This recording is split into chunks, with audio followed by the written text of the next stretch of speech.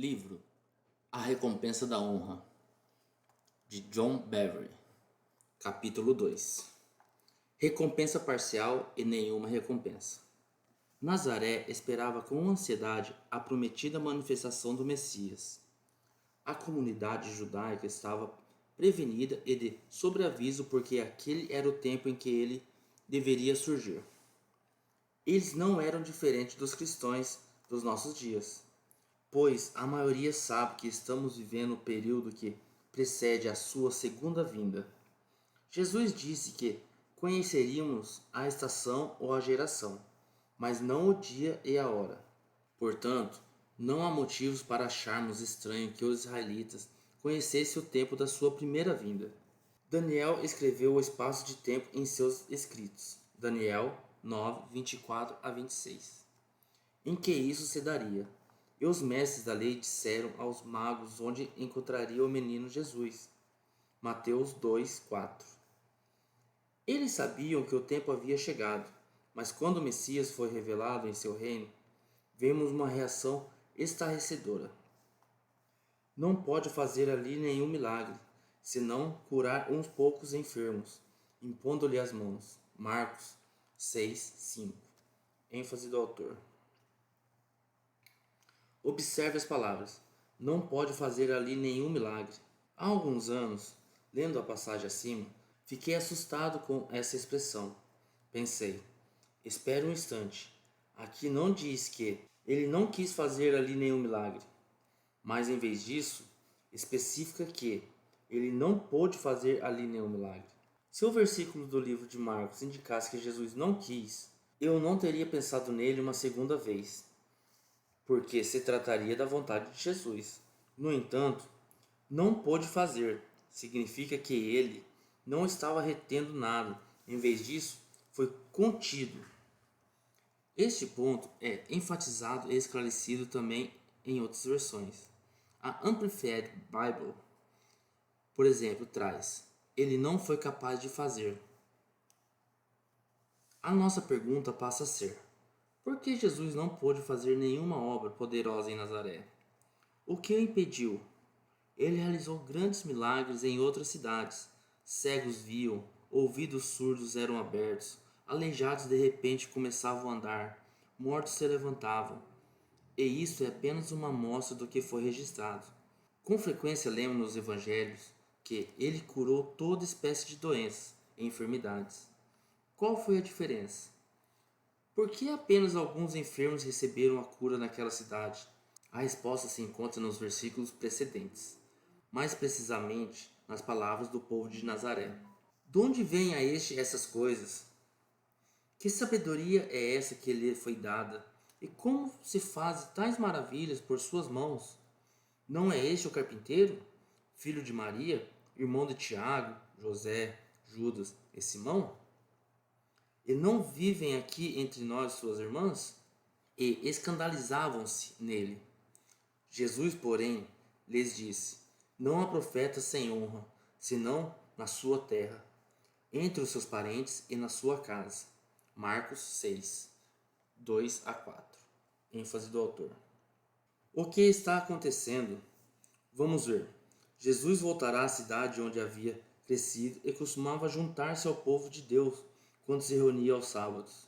Toda a comunidade estava na sinagoga quando de repente Jesus se levantou e leu a seguinte passagem: o Espírito do Senhor está sobre mim, porque ele me ungiu.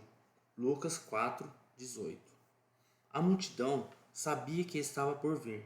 Aquelas eram palavras familiares. Eles haviam ouvido essas palavras em Isaías inúmeras vezes.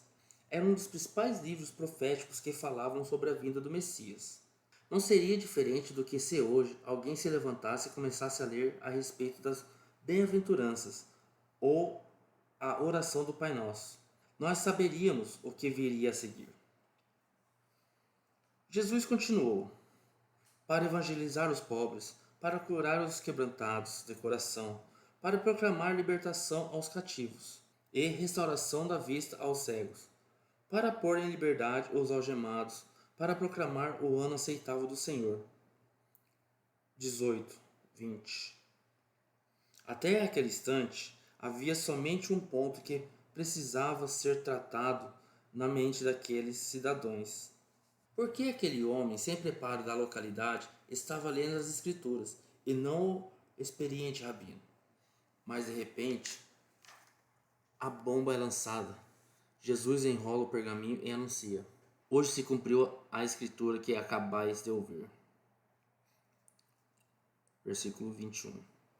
Depois prossegue falando das grandes e poderosas obras realizadas nas outras cidades e encerra com uma forte mensagem profética.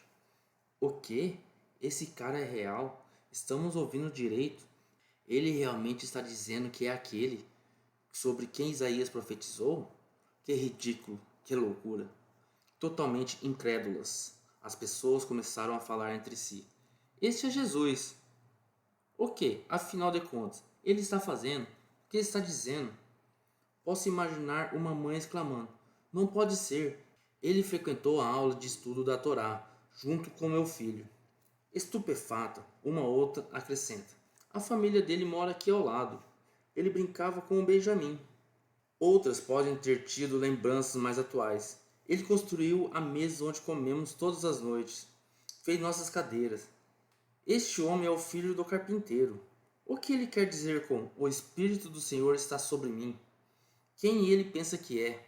Hoje, talvez protestássemos dizendo: ele jogava futebol com meu filho.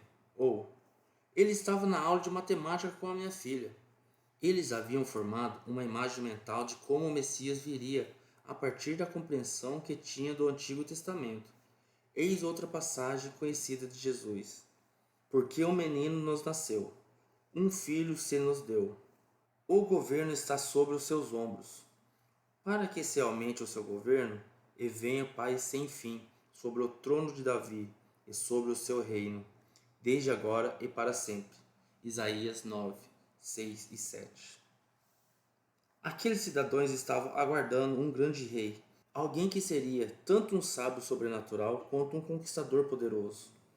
Ele os libertaria rapidamente da opressão romana e o estabeleceria como uma nação sem igual. Ele recuperaria o trono de Davi e reinaria para todo sempre. Mas quando Jesus veio como um deles, criado nas suas escolas, rindo pelas suas ruas, construindo móveis domésticos e cercado pela sua máfia, os coletadores de impostos, e por prostitutas, eles foram pegos de surpresa. Não conseguiram entender. Espere um pouco, gritavam por dentro e por fora. Não era assim que esperávamos que o Messias viesse. As pessoas daquele vilarejo não perceberam que deveriam levar alguns milhares de anos entre a declaração: um filho se nos deu, e a concretização e a manifestação física total de: para que se aumente o seu governo e venha paz sem fim, desde agora e para sempre. Este incidente, juntamente com outros, revela ao longo das Escrituras uma verdade que é difícil de captar. Muitas vezes Deus irá nos mostrar o que precisamos em uma embalagem que não queremos. Por quê? Para que saibamos que Ele é Deus e nós não podemos criticá-lo. Não podemos buscar respostas simplesmente usando a nossa mente. Precisamos buscá-lo e a sua previsão com o nosso coração. As Escrituras não podem ser interpretadas a partir da nossa compreensão humana limitada. É preciso haver um sopro do Espírito de Deus. Somente Ele dá conselhos sábios e a aplicação correta. Um contraste absoluto. Permita-me dar mais um exemplo disso. Os fariseus também estavam aguardando um Messias poderoso e vencedor, um herói que libertaria o povo de Deus da opressão romana.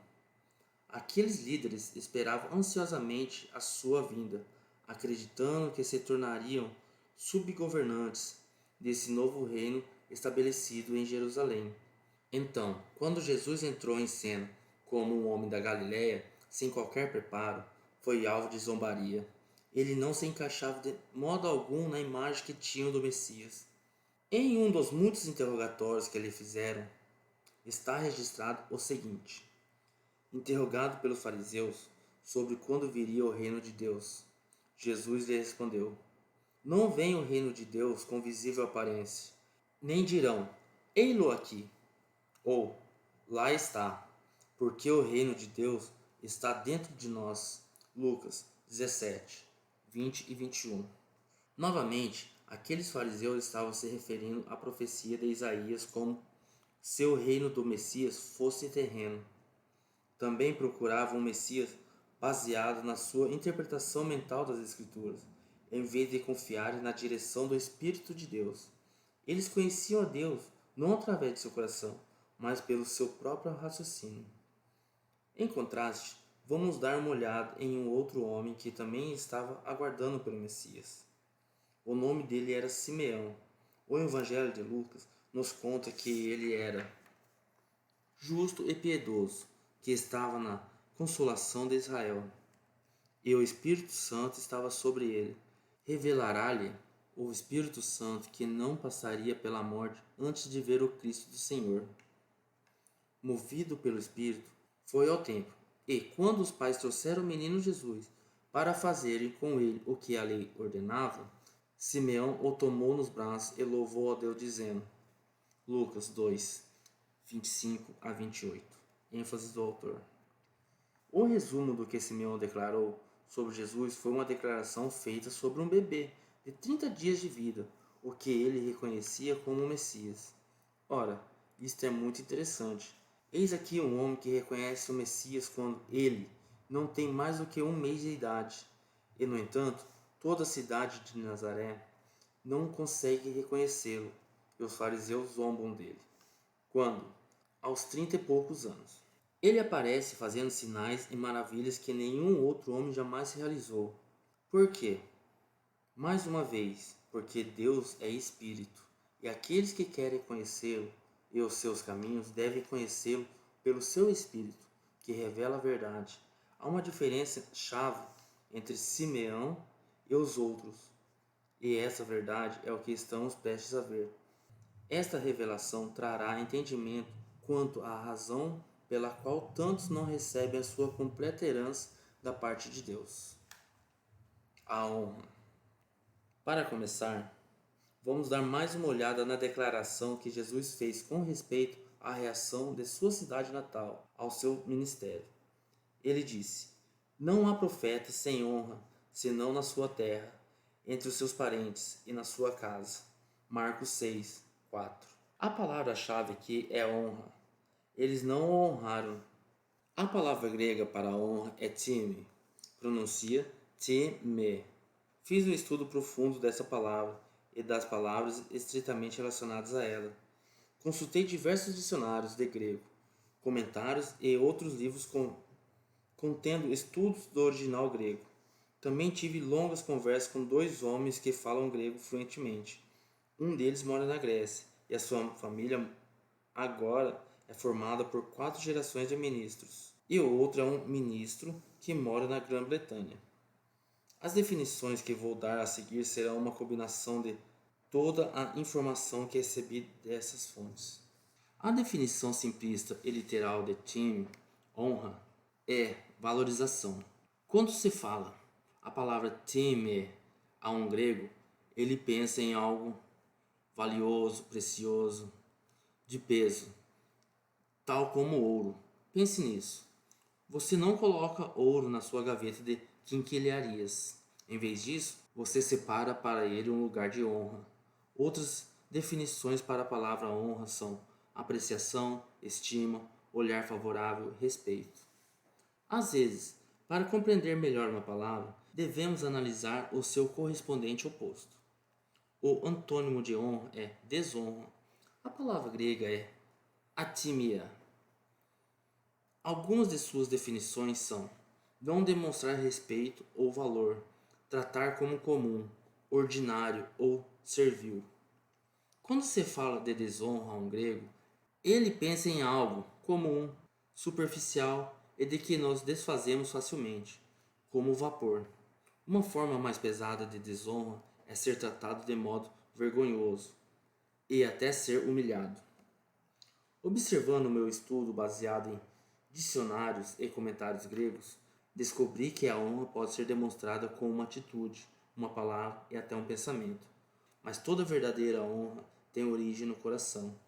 É por isso que Deus diz: visto que esse povo se aproxima de mim, e com a sua boca e com os seus lábios me honram, mas o seu coração está longe de mim, e o seu temor para comigo consiste em mandamentos de homens. Isaías 29, 13. Observe que Deus diz: o seu temor para comigo. A verdadeira honra é o fluir de uma oração que teme a Deus. Este assunto é importante. O discutiremos num capítulo mais adiante. Jesus disse que aqueles homens e mulheres de Nazaré sonegaram-lhe a honra. Os populares da sua cidade natal não o trataram como uma pessoa valiosa e preciosa. Não o reconheceram como alguém enviado divinamente até eles para cumprir a vontade de Deus. Em vez disso, viram um homem normal, um garoto local comum, que estava de pé diante deles. Jesus foi impedido de fazer qualquer obra poderosa. Não houve nenhum acontecimento notável. Possivelmente, algumas dores de cabeça, casos de artrite e dores nas costas tenham sido curados. Pense nisso. Jesus, o Filho de Deus, o Filho do Homem, plenamente cheio do Espírito de Deus, é enviado para curar os enfermos e todos os que são oprimidos pelo diabo, mas não pôde cumprir esta comissão. Não porque não seja a vontade de Deus que todos recebam a cura naquela cidade, mas porque eles o restringem, retendo-lhe a honra. Tratam-no como um habitante local comum. Portanto, recebe uma recompensa parcial, muito pequena. Somente alguns dos enfermos são curados. Nenhuma recompensa. Nos evangelhos encontramos outro incidente, ocorrido numa casa onde Jesus ensinava a uma multidão de mestres e professores das Escrituras. Aqueles ministros haviam saído de todas as cidades da Galiléia e da Judéia para ouvi-lo. Lemos: e o poder do Senhor está com ele para curar. Lucas 5, 17. Observe a expressão para curar. Ela se refere definitivamente aos que o ouviam. Agora deixe-me declarar uma verdade. Deus nunca desperdiça nada. Isso mesmo. Leve em conta as vezes em que Jesus alimentou os 4.000 e de outra vez os 5.000. Em ambos os casos, ele deu instruções restritas para que se recolhesse todas as sobras a fim de que nada se perdesse. O que muitos de nós teríamos jogado fora ou colocado na lata de lixo. Você pode ver este mesmo padrão através de toda a Bíblia. No modo de Deus agir, ele nunca desperdiça nada. Então, se o poder do Senhor estava presente para curar os fariseus e doutores da lei, isso significa que havia pelo menos um, e muito provavelmente vários, que precisavam ser curados. Digo isso por experiência própria. Vamos trazer o fato para o presente. Reúna algumas centenas de pessoas numa sala, e um grupo desse tamanho haverá pelo menos uma dúzia, e muitas vezes mais do que isso, com algum tipo de indisposição ou dor. O poder de Deus está ali para curá-los, mas nenhuma delas receberá a cura. Mais tarde, alguns homens trouxeram um amigo paralítico sobre uma maca. Depois de não conseguirem entrar pela porta da frente, porque a casa estava superlotada, eles tentaram um outro caminho. Em vez de desistirem, foram para o telhado da casa, arrancaram-lhe as telhas e fizeram descer o paralítico até o meio, onde estava Jesus. Então lemos: vendo-lhes a fé, Jesus disse ao paralítico: homem, está perdoado os seus pecados.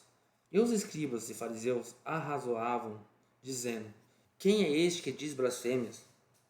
Quem pode perdoar pecados senão Deus? 20 e 21. Observe que Lucas escreve que os fariseus arrazoavam, dizendo: vamos investigar um pouco mais fundo. Será que aqueles líderes sussurravam aos seus companheiros para que estavam sentados próximo a eles? Será que se reuniram em pequenos grupos e discutiram sobre eles a declaração de Jesus? A fim de trazer esclarecimento, precisamos consultar o relato de Mateus. Ele escreveu o que os escribas diziam consigo. Capítulo 9, versículo 3.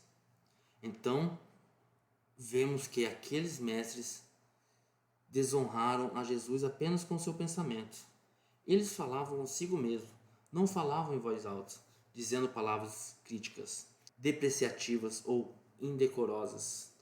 Antes, opuseram-se ao mestre somente em pensamento. Marcos também registrou que eles arrazoavam em seu coração. Capítulo 2, versículo 6. Veja a resposta de Jesus aos pensamentos deles. E Jesus percebeu logo, por seu espírito, que eles assim arrazoavam, dizendo-lhes: Por que arrazoais sobre essas coisas em vosso coração? Qual é mais fácil? Dizer ao paralítico: Está perdoado os seus pecados? Ou dizer: Levanta-te, toma o teu leito e anda? Ora, para que saibais que o Filho do Homem tem sobre a terra autoridade para perdoar pecados, disse ao paralítico: Eu te mando, levanta-te, toma o teu leito e vá para a tua casa. Marcos 2, do 8 ao 11. Imediatamente o paralítico se levantou, tomou o seu leito e saiu da casa diante dos olhos de todos os ministros. A Bíblia registra que aqueles pregadores e mestres ficaram muito admirados e glorificaram a Deus, dizendo: Jamais vimos coisa assim. Versículo 12. Todos ficaram admirados, mas nenhum deles foi curado. Eles não receberam nenhuma recompensa, porque desonraram a Jesus simplesmente devido ao modo de pensar. Naquele instante, não pesaram suas atitudes nem palavras, mas os pensamentos não pronunciados.